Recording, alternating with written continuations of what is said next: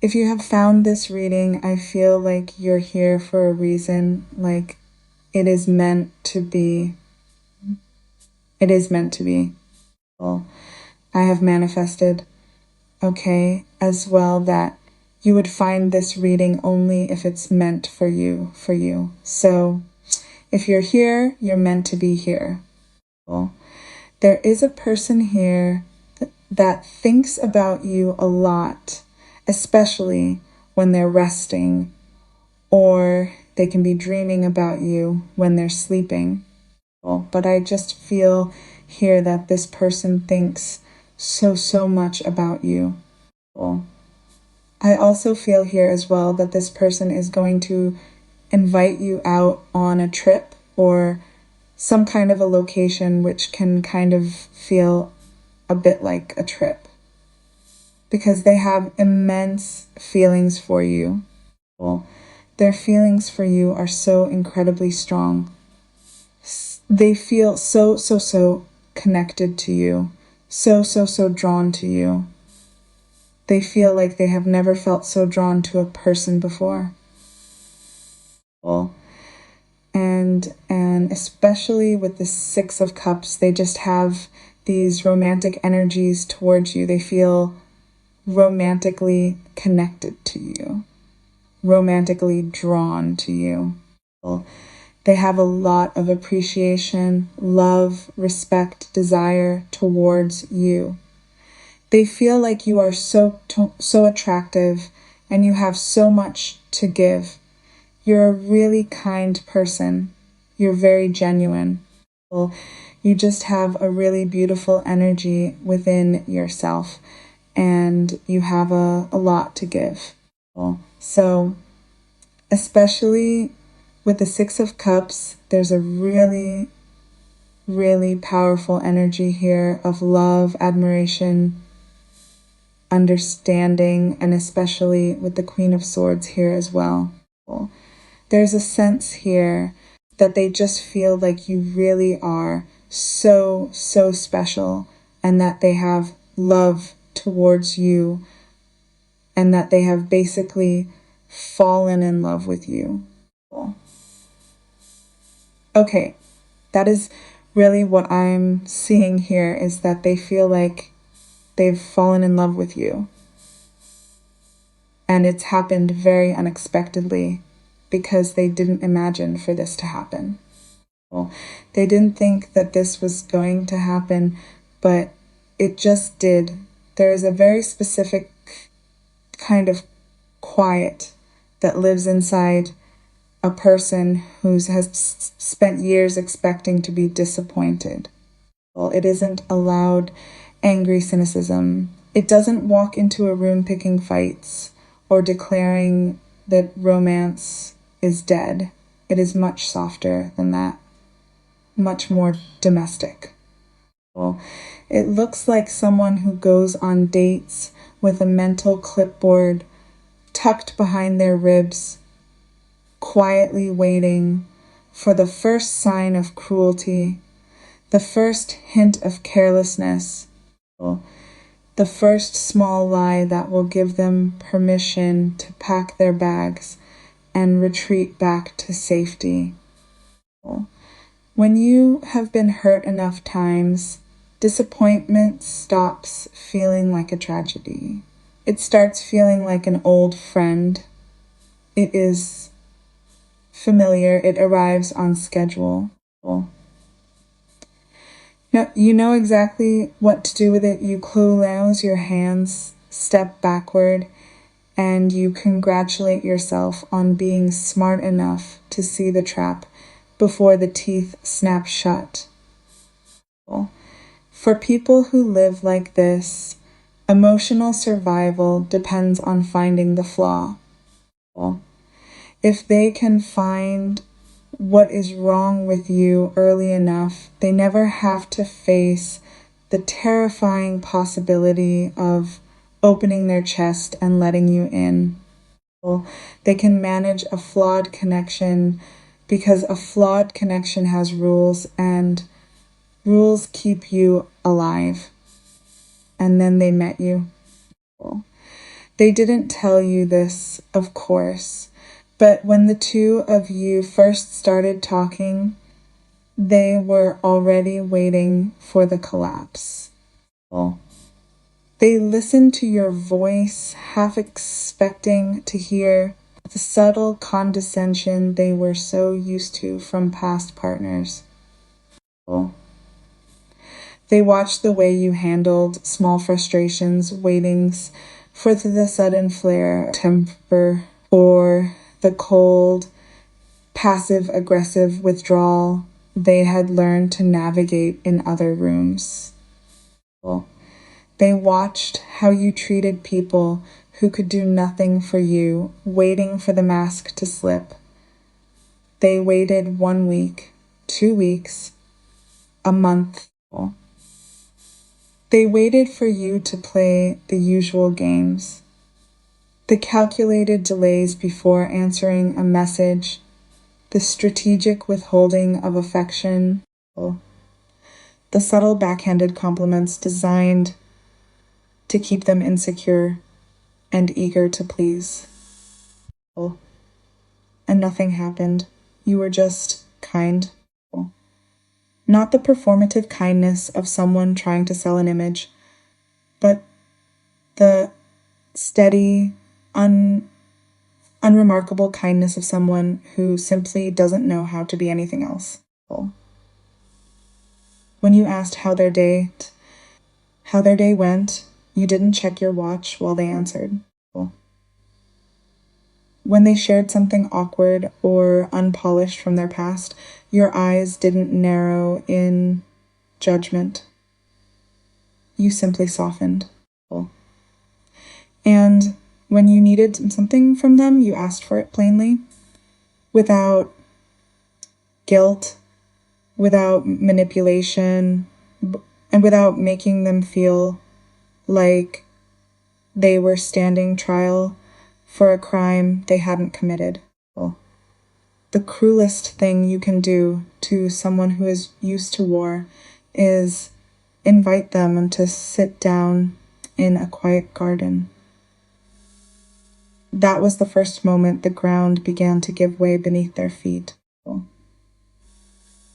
They went home after an interaction with you, sat on the edge of their bed in the dark, and realized with a sickening spike of adrenaline that their clipboard was completely blank. There were no red flags. There was no hidden malice. There was no secret ledger where you were keeping score of every concession they made. And instead of feeling relieved, they felt absolute, unadulterated panic. Because when you are standing in front of someone who is manipulative, you know who you have to be. You have to be a soldier. You have to keep your armor buckled tight, your weapons clean, and your perimeter secured. You know how to do that. You've been doing it since you were 20. But when you are standing in front of someone whose hands are open, someone who looks at you with clear, unhurried respect and offers you genuine reciprocity, what do you do with the armor? Where do you set the sword down when nobody is trying to fight you?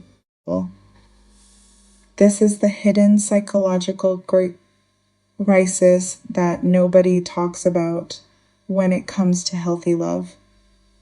We believe people run from toxicity, but people run from peace far more often.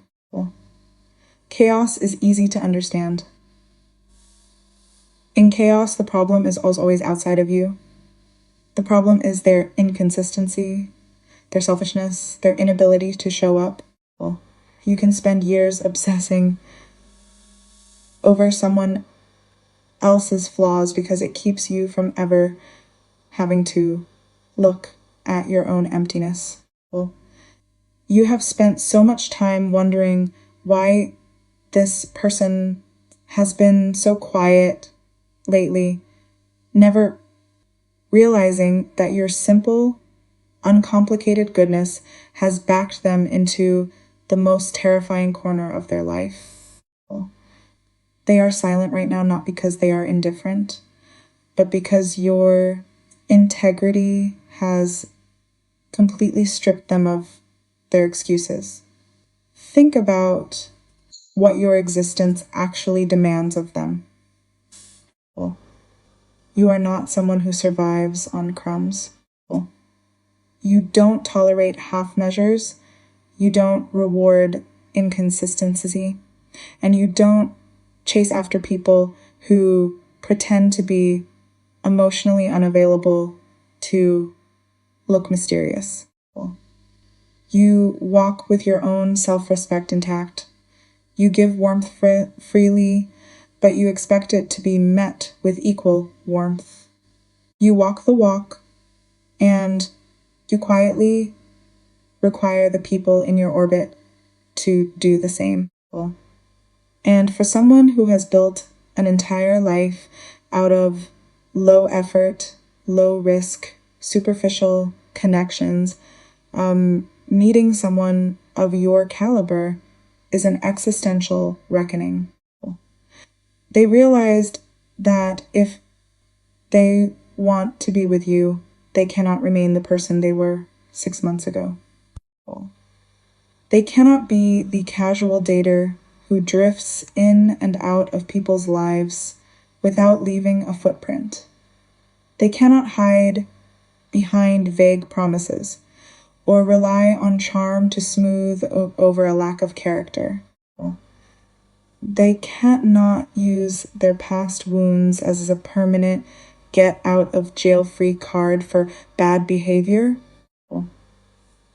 Because they say in Sentimentale that you have survived your own private hells without letting them turn you into a coward. You made their old habits look childish simply by outgrowing them in your own life. That is why a literal transformation is taking place inside their chest. What some would describe as the slow, painful cracking of a chrysalis. They are in the middle of outgrowing their own appetite for shallow things.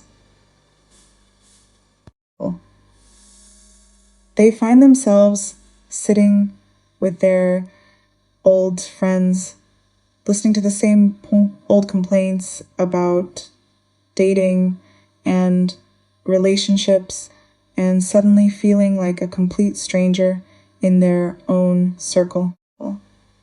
The jokes that used to amuse them feel hollow. The games people play on their phones feel exhausting and pathetic. They look at the superficial world they used to inhabit, and all they can think about is the gravity in your voice when you speak about the things you actually care about. You have ruined them for the artificial. And that brings us to the quiet and devastating realization that has kept them awake through the small hours of the morning. They are not just falling in love with who you are. They are grieving the years they spent settling for people who required so little of their soul. Think about the weight of that sorrow. When you finally encounter someone who is emotionally whole, someone who gives with generosity, holds boundaries with grace, and offers a love that feels as like clean water, you are forced to look back at every past relationship you ever fought for and ask, why on earth did I bleed so much for people who only ever gave me thorns? They are looking at the years they wasted trying to convince emotionally unavailable people to care about them. They're looking at the energy they poured into trying to fix broken situations, trying to decode mixed signals, trying to prove their worth to people who were fundamentally incapable of recognizing it. All that labor, all that suffering, all those sleepless nights spent trying to turn lead into gold. And then you walked into the room and the gold was just sitting on the table.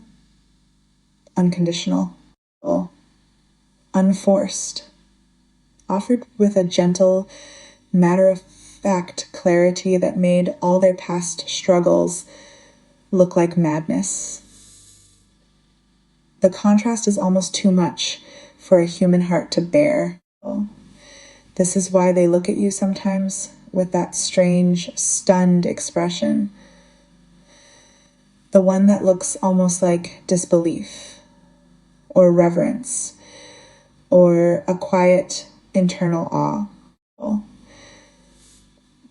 They are not just looking at a beautiful person whom they desire physically, though the physical pull they feel toward you is fierce enough to leave them breathless. They are looking at the end of their search.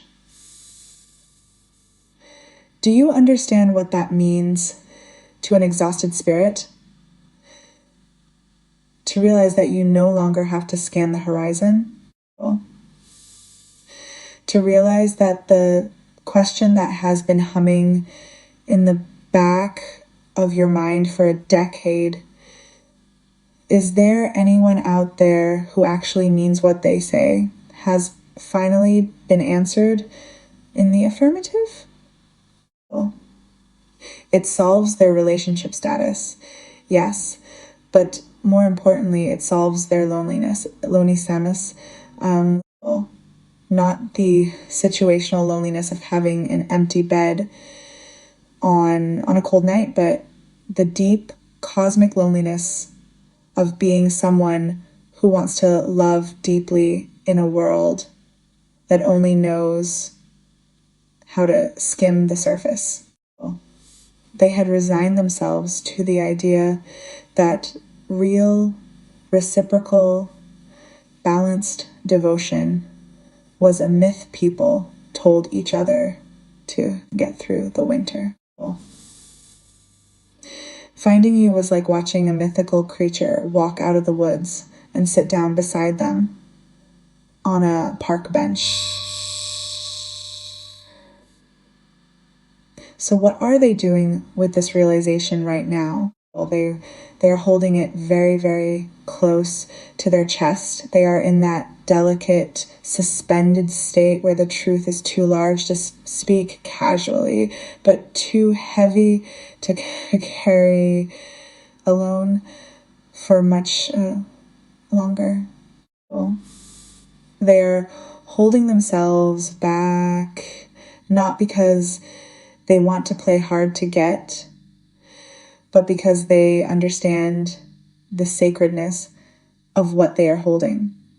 They know that when they come to you, they cannot come with half-hearted intentions. They cannot come with a casual, hey, we should hang out sometime. They know that approaching someone of your value requires intention, maturity, and a willingness to show up fully. They want to plan the trip. They want to create the space. They want to look you in the eyes and offer you something that matches the caliber of what you bring to the table every single day. They are preparing to step out of their old skin.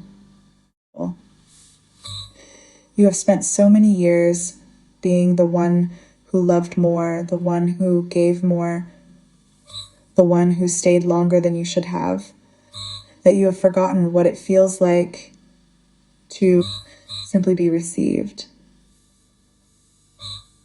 Well, you don't need to engineer this moment. You don't need to send the clever text or create the accidental encounter or drop subtle hints to remind them that you exist. You have already done the only work that ever mattered. You stayed true to your own standard. You remained kind in a world that gave you every reason to be cruel. You offered reciprocity instead of games, and in doing so, you created an energetic gravity that this person could not escape even if they tried. Let them do the walking. Let them navigate the awkwardness of their own transformation. Let them wrestle with their old fears, shed their outdated armor, and gather the courage to cross the room on their own 2 feet. Because when someone has finally found the thing that makes their entire life make sense, they do not stay in the shadows forever.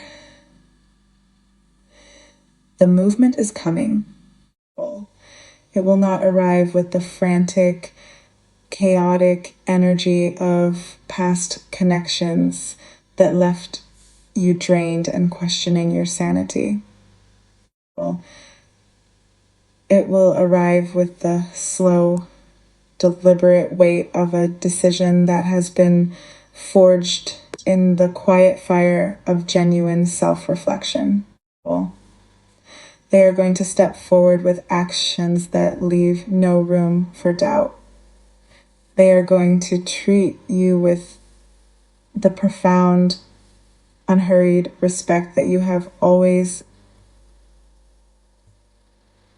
deserved and so rarely received. They are going to offer you a love that does not feel like an exam you have to pass or a puzzle you have to solve, but a home where you can finally take off your shoes, sit down by the hearth, and let out the long, ragged breath you have been holding for years. When that moment arrives, do not look for the trap. Do not reach behind your ribs for the old clipboard. Do not scan the room for the hidden cameras or wait for the practical joke to be revealed. Simply look at them with those same steady, compassionate eyes that brought them to their knees in the first place. Open your hands and let them show you what it feels like when the universe finally gives you back every single ounce of goodness you ever put into the world.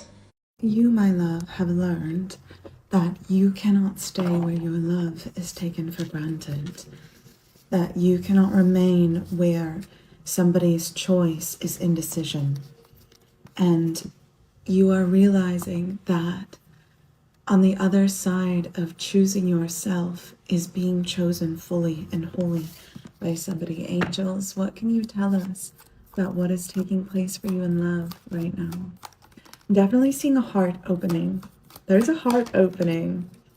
Something unexpected coming in for you. We have the Sun and the Eight of Cups. Your heart is opening. Expansion is taking place. You are realizing that you are free. You are free to experience abundance, but it feels as if you have finally realized that you cannot be the one to put in all the work, and you cannot be the one to make all the effort. And the Six of Wands, that's that victory energy, my love. You are realizing that you have a new beginning in love. That it just feels like the universe is about to surprise you in the best possible way. I feel like you are somebody who, you have a very deep level of acceptance and appreciation when things don't go your way, because you understand that the universe is bringing in something so much more than you could have even imagined you would experience.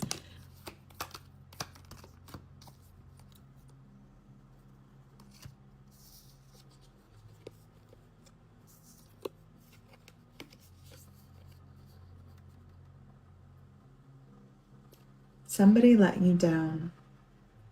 Somebody left you in this energy of indecision, but somebody else is very certain and very clear.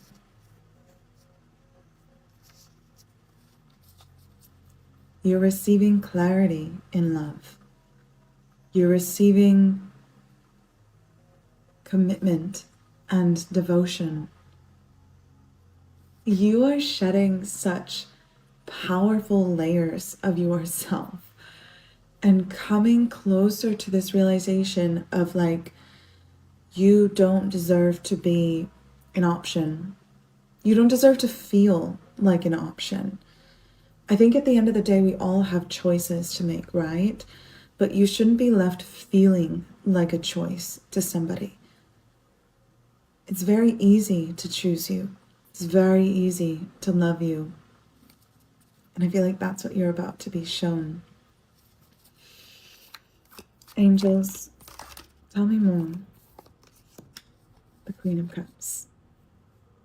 You are deeply intuitive and sensitive. I was going to say sensual, so you might consider yourself very sensual too.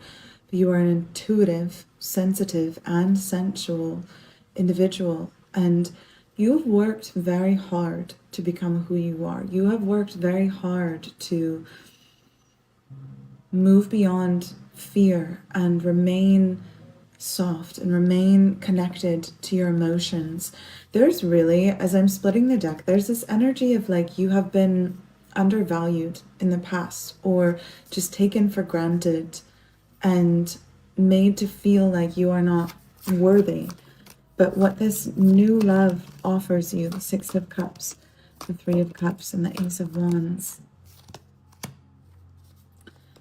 what this new love offers you is a chance to start again, a chance to renew your faith and hope in love, and to recognize that it's very easy to love you. In fact, I'm kind of getting this energy of this person that is entering your life and they're confused about they're confused about your experience in love. They're confused about why anybody would treat you the way that you've been treated before. And like I'm hearing this person say, well, I can do that. That's easy. Yeah, I can be that for you. It's really not that hard. Like, the fuck? I don't know. This person, that's not my language. So it's I don't want to say it's mainstream, but like this person is very very in the real world, I would say. They're not whimsical. They're not very magical. They're very logical, but their logic makes sense. They're not clouded by judgment or wounds of the past. They are deeply understanding of you and themselves, and it shows in how this person shows up for you. I'm going to dive into this reading in an extended reading. If you would like to receive that extended reading, comment Angel Tarot and I'll send you the link that gives you access to the community in which I post them. If you would like to book a personal reading with me, choose the premium membership of that community.